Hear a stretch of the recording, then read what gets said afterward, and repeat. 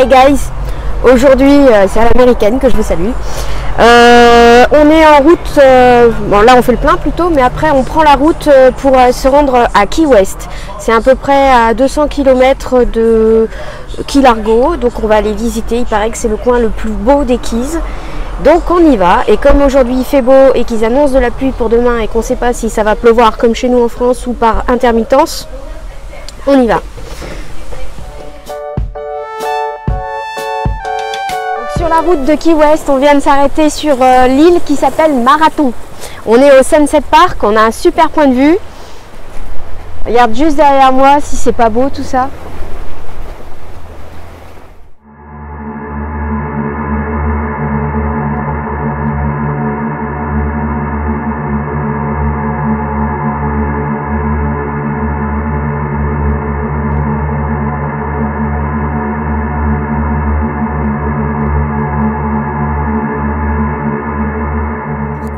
Alors on a posé la question à notre loueur de cottage, est-ce que effectivement on serait susceptible de croiser un crocodile sur notre plage ou même dans l'eau quand on va faire du kayak, parce que entre les gros poissons, les requins, les serpents, si en plus on doit faire attention au crocodile au milieu de l'eau, parce qu'il faut savoir qu'un crocodile est capable de sauter de l'eau, enfin de se projeter à 1,50 m plus haut. Donc imaginez-vous sur un kayak avec un crocodile juste en face, je donne pas cher de notre peau. Donc on a quand même posé la question, parce qu'à chaque fois qu'on loue un kayak, on vous dit hey guys, it's on you. Donc voilà. Donc en clair, c'est à tes risques et périls. Ça rassure. Bon, nous on a fait du kayak 4 fois dans cette petite baie, et sur le laps de temps qu'on est resté dans les Keys, on n'a pas croisé de crocodile ni d'alligator. Par contre, on a bien vu des noix de coco tomber. Bon, je dis ça parce que pourquoi on a ces caution crocodiles in area? Tout simplement parce que au moment de l'ouragan Irma qui a frappé la Floride, ça a aussi frappé les Everglades, et ça a amené sur les côtes les crocodiles, les alligators et tout ce qui s'ensuit. Donc le temps de les chasser, de les remettre dans leur parc naturel, puisque en fait vous êtes chez eux, vous êtes leur hôte, ils se baladent un peu partout. Ils ont mis ça un peu partout par sécurité. Il arrive quand même que par endroit vous pouvez vous retrouver nez à nez avec un crocodile. C'est arrivé dans le parc de Walt Disney, c'est arrivé sur un terrain de golf, voilà, mais ça reste encore exceptionnel.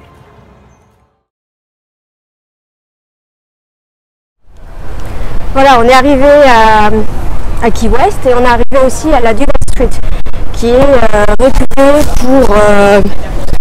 réputée pour être la vieille ville en fait. C'est beaucoup plus animé que les routes qu'on vient de faire juste avant, d'ailleurs, où on en a profité pour se garer, parce qu'ici c'est hors de prix.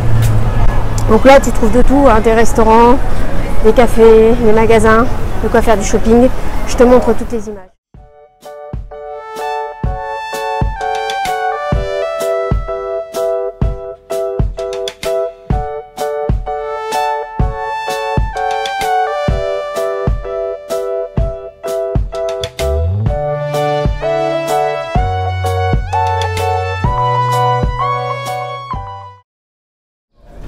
Donc on est dans la rue de Duval Street, toujours à Key West. On s'est trouvé un petit bar pas trop cher pour déjeuner. On en a pour 34 $, pour 2 bières et 2 sandwichs, c'est plutôt correct. Quand on sait qu'à Miami on payait déjà pour 2 bières 20 $, donc on est plutôt content. Et l'endroit est assez calme et sympa.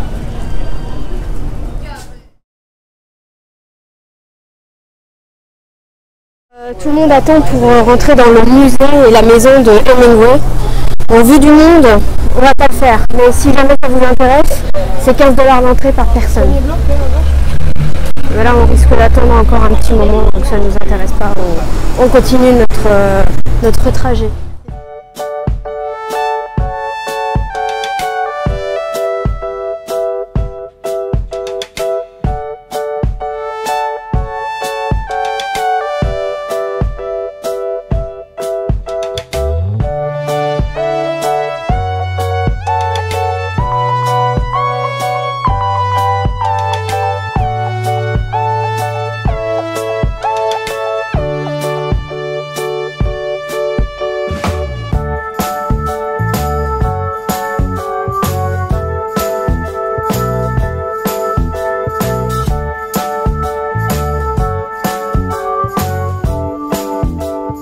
la maison la plus au sud de tous les États-Unis. Et le point que je vous ai montré tout à l'heure, tout au fond, on était au point le plus au sud des États-Unis. On ne peut pas être plus au sud dans les États-Unis. Voilà. Finalement, on est dans la maison la plus au sud des États-Unis, qui s'avère être un hôtel et un bar, et on va s'arrêter, on va prendre une consommation ici. Et le cadre à l'intérieur est vraiment top. Alors, ce matin, première journée de pluie à Key Largo. Donc on est allé faire du canoë-kayak, on s'est pris une drache, il pleut, mais comme en France. Ça tombe un rideau, mais quelque chose de bien d'être en plein milieu de l'océan, c'était cool. Le temps qu'on revienne trempé, obligé de reprendre une douche. On est ressorti tout sec, tout lavé, tout propre. On décide d'aller acheter un sandwich au Subway et une bouteille de vin pour profiter en fait du cadre comme on est là, vous voyez. Profiter du cadre au bord de la mer. On s'est repris une deuxième saucée. C'était sympa ce matin.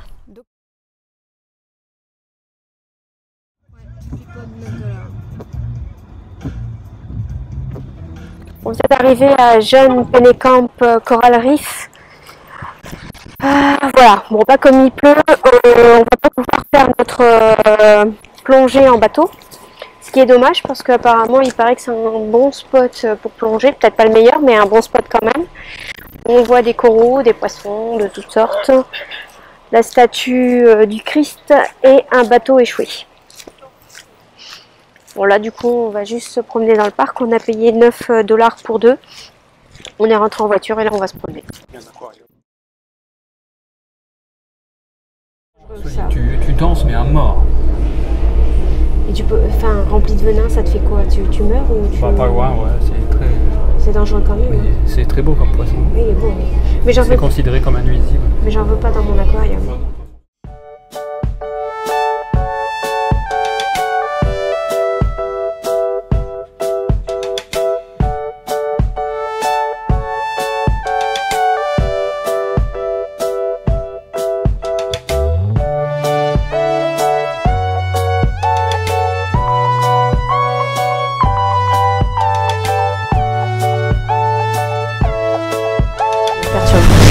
Nous sommes arrivés à Silver Beach, c'est une plage qui se situe à 1 heure de Key Largo. C'est l'une des plus belles plages de Keys et c'est surtout l'une des plages gratuites et accessibles au public en fait.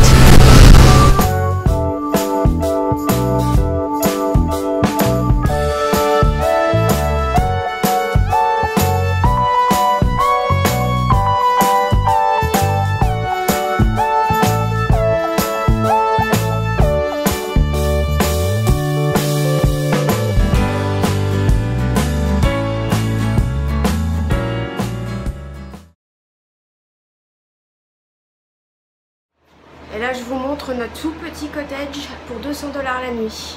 C'est petit mais pour 3 jours ce sera amplement suffisant. On mangera dehors et c'est juste pour dormir en fait.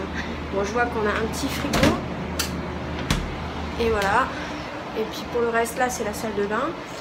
Et dehors on a une petite terrasse.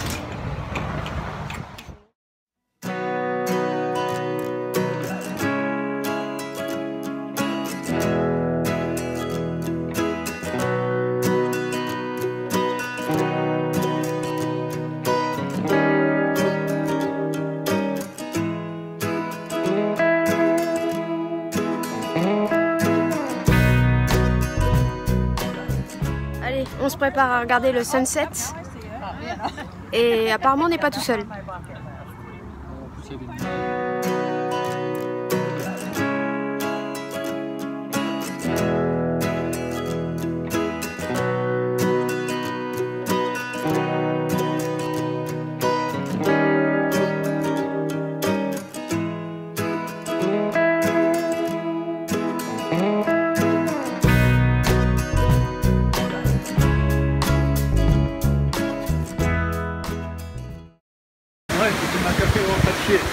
Ah ouais.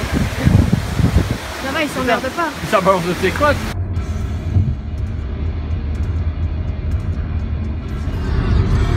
Donc on quitte les Keys sous la pluie. Le temps est dégueulasse. Ce qui est pas plus mal en fait, hein, parce que c'est notre dernière journée, on est un peu moins dégoûté comme ça, enfin, surtout moi. Mais bon, bah, du coup on fait contre mauvaise fortune bon cœur. À la base le plan c'était de s'allonger sur une serviette et de profiter de la plage une dernière fois. Mais comme il pleut et qu'il fait moche, on se dit qu'on va aller faire du shopping à Lincoln Road à Miami Beach.